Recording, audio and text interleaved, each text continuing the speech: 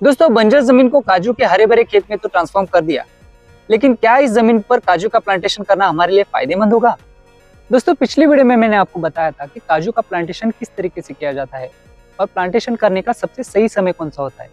तो आप में से बहुत सारे लोगों के मन में ये सवाल आ रहा होगा कि अपने खेत में काजू का प्लांटेशन करना हमारे लिए फायदेमंद होता है या नहीं।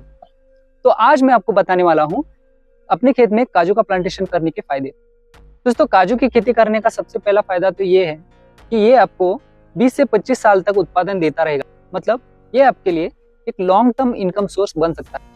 दूसरा फायदा ये है कि ये कम से कम पानी में भी चल सकता है, मतलब ड्राई लैंड के लिए परफेक्ट। और तीसरा और सबसे इम्पोर्टेंट, मार्केट में इसकी हमेशा डिमांड रहती है और रेट भी स्टेबल मिलता है। और सिर्फ काजू ही नहीं, इसका फ्रूट कैशू एप्पल ये भी आपके लिए एक्स्ट्रा इनकम क्रिएट कर सकता है। और आखिरी फायदा ये है कि मिट्टी को बचाता है और ज़मीन को कटाव से बचाता है, यानी इको फ्रेंडली खेती।